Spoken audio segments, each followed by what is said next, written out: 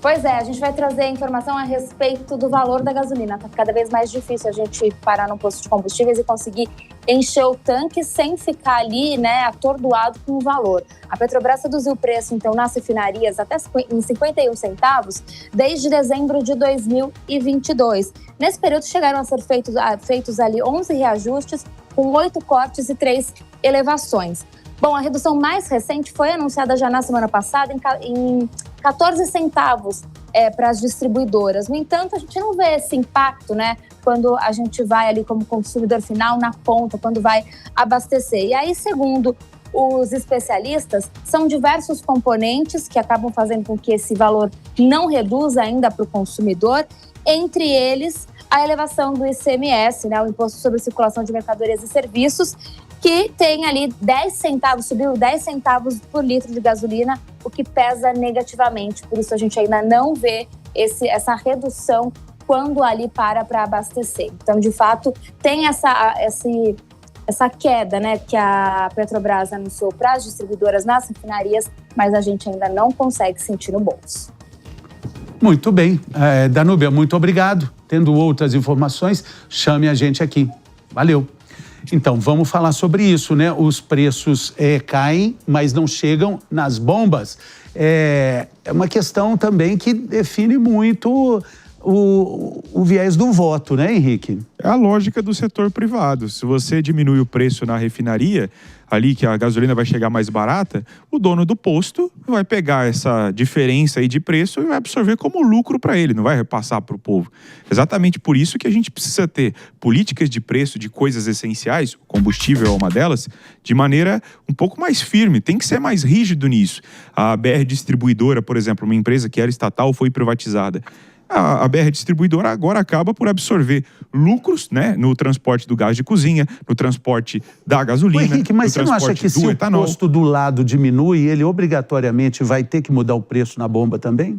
Não necessariamente, porque tem pessoas... Eu, por exemplo, sou uma dessas pessoas. Eu não confio em todos os postos. Há postos que, nunca abasteci, a gente fica meio ali de segunda.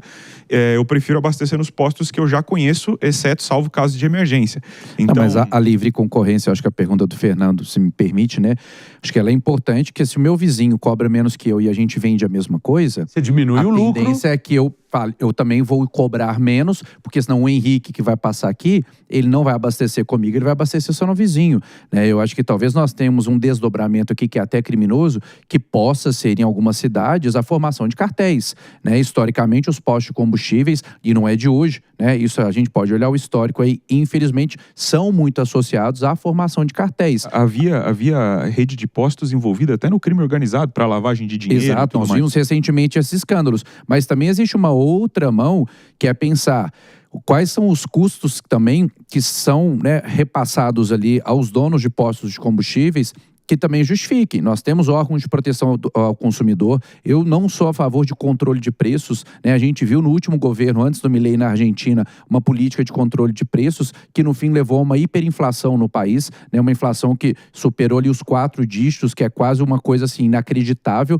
e isso veio muito em virtude de tentar segurar preços ali, ó, na marra, na mão pesada. O que eu acho que a gente precisa é um sistema mais claro, né? A gente precisa de ter aí o PROCON, o Ministério Público acompanhando, mas também temos que entender que se existe uma formação de cartéis, vamos investigar. Agora, se não existe, né, por que o preço não cai? Porque quando o preço sobe na refinaria, e nesse ponto tenho que fazer coro aqui, aí sobe na bomba, né, Fernando? Sim, aí agora, é imediato. Sempre antes até de chegar, já aumenta. Com relação ao carro, Jess, tem um outro complemento aqui interessante, porque é outro problema que dói no bolso, é o IPVA, o valor do IPVA.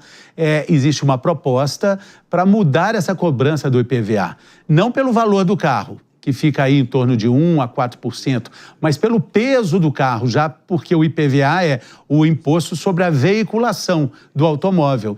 Não exatamente quanto ele vale, aí mudaríamos aí, a partir dessa proposta, o valor com peso, porque o valor cobrado pelo IPVA é de acordo com um preço que vai se deteriorando, porque o carro a cada ano custa menos, mas o IPVA não custa menos. E esse critério não deve ser o único critério, mas ele tem uma lógica. Em muitos países ele é utilizado porque o peso, pessoal, para quem está acompanhando, é o desgaste da via, né? Quando o carro anda e ele é um carro mais pesado, ele em geral ele desgasta mais. Mas o que a gente não pode entender é que existem alguns veículos no nosso país que eles, infelizmente, eles mantêm o país. Por que eu falo infelizmente? Porque falta infraestrutura logística. Quando a gente olha para os caminhoneiros, eles, em geral, estão andando com veículos muito pesados, né? Eles são sobretaxados nos pedágios, porque tem 2 eixos, 3 eixos, 4 eixos, mais eixos, e ainda assim, né, são eles que estão movimentando o país. Ele é o modal principal que a gente tem.